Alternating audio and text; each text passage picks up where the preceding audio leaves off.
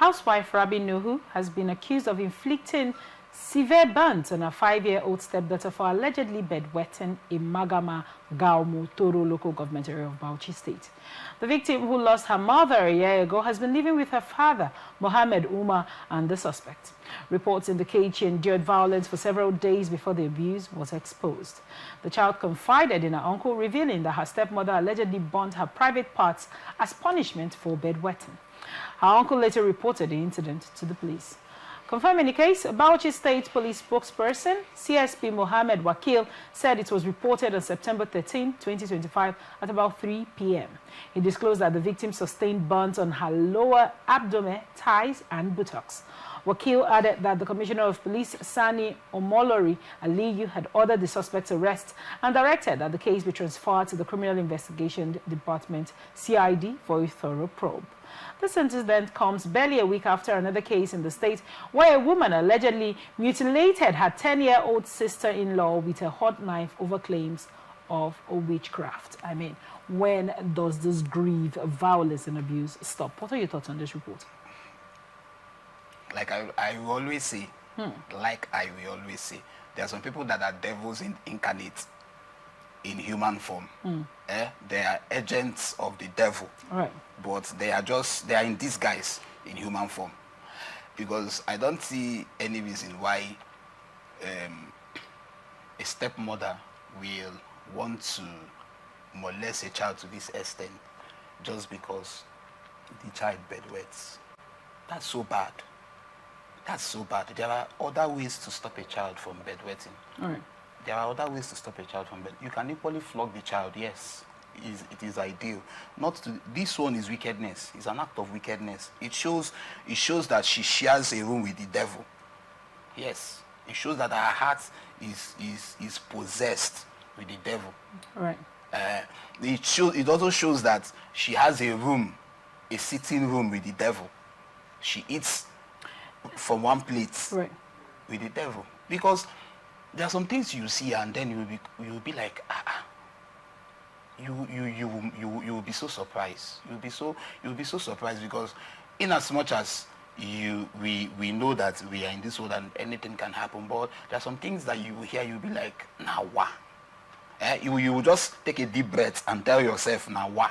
Right. Things they happen.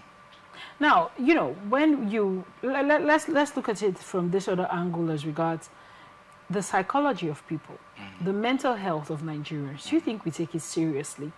This is a case where, I mean, someone sleeps every night. If you're when I was growing up, people that bedwet, sometimes even in the afternoons, people go to bed in the afternoons and bedwet, and oftentimes in the night. So this is something that's happened every day. Right, since this little girl, pardon me please, moved in with her father and her stepmother. Do you think that, you know, we take mental health evaluation seriously in Nigeria? Because it is one thing for you to do this, to, you know, get upset that a child is bedwetting. It's a totally different repository, if you look at it critically, where you pick up an iron, you know, a pressing iron, and you start burning and, you know, trying to cook up a full-blown human being. Is a totally different level of wickedness. Now, do you think that this person that has committed this crime, and then again, I want to also ask you, do you think her husband also should be held complicit? And do you think her mental health should be first be checked so we can ascertain if this is a normal human being or a mental person? Yes, so very important. Her mental health needs to be checked if she's a complete human being or if she's a demon. Yes. How do you ascertain if people are demons or eating with? Now this by their lifestyle. This man saw this lady. I'm sure he saw, okay, beautiful lady. I can, you know, be with this person since my wife has passed. I will take care of my daughter.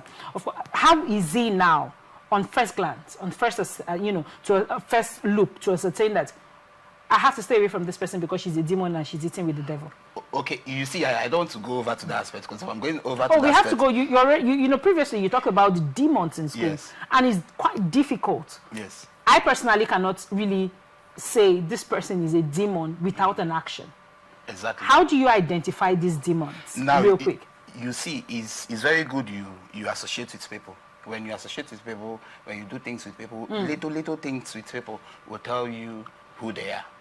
Okay. And then most times too, we humans, we are so blind to see people the way they are. We just have this mindset that they might change. And at the long run, because there is no way this man won't tell me, the man will tell me that he never saw the bad side of this woman before taking her as a second wife. Maybe let's say, for instance, the first wife died or she left. She died. Okay, she died. Right. And then there's no way he will not tell me that he didn't see this bad side from you. Most times too, it could be possible. I don't want to say this, let it not be a banter between the men and the women, because most times women also hide characters. Let's say people pretend. I think Yes, that's the best way to go about it. the women pretend a lot. Men also pretend a lot, but this is not a gender. That's what I'm telling you, that we should stick to saying human beings pretend a lot. Yes. And it is quite difficult to remove the facade from their face to be able to ascertain this person is a full-blown demon. Now, my question to you is this. How do you ascertain that someone is a full-blown demon if they have their facade? Like I said, right. I don't want to make it a gender-based, not just because I'm a man. Okay. I'm not trying to side the brotherhood, no. Right. But you see that of being, you see that pretending aspect. Women are number one. Women pretend a lot. Okay. And that is why I keep saying it, in relationships, a man cannot hide. If a man is a devil, you will see it. Even in the relationship, you will see it. If a man is a devil, you will see it. If a man is wicked, you will see it in a relationship. He can't hide it. But for women, most times, they can hide who they are. And then when you must have taken them, you will not see the true color. You will not see the real person. Maybe too, the man never saw that in this woman and he decided to marry her. And maybe too, he saw the good part from the woman, right, and took her as a wife. And she came in, instead of taking the child as her own child, because she never gave birth to the child, she thinks is good and legal for her to maltreat the child. But she forgot that whatever that child becomes tomorrow, she is the mother of that child. Now, in all of this, do you think this father of this girl has not been aware completely? He's been left in the dark, including the part where maybe you have a toddler, for example, you have a 5-year-old. It's impossible for you to not to notice that she cannot walk properly because her vagina has been burnt. Sorry, it's very possible he doesn't know. Why do you think it's possible? Especially when I pointed out that if a child bedwets, like I said when we were growing up, if someone bedwets, you find out that it happens in the afternoon. If they go to nap in the afternoon, it happens. If they go to bed at night, it happens.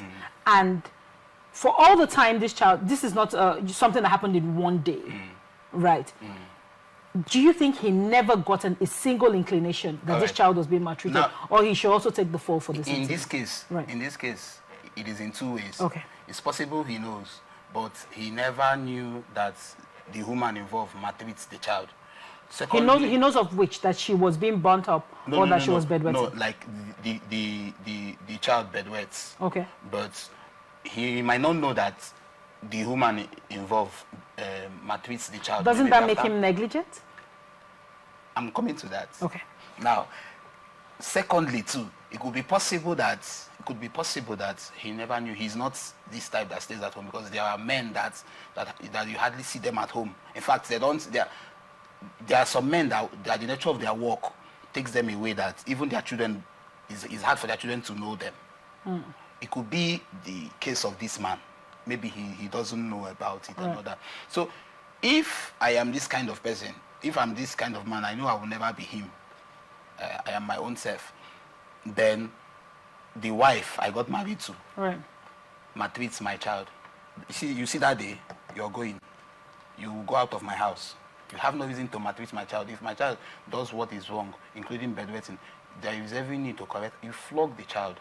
If you feel you must have talked to the child and there's no changes, you flog the child, but in a lovable manner. It's not the one that you have to. Now, when you say flog the child, are you saying inflict pain in love? Is it possible to inflict pain in love? Yes, you can equally correct a child. When you err, do you slap yourself? No, I don't. Thank you so much for your insight on that report.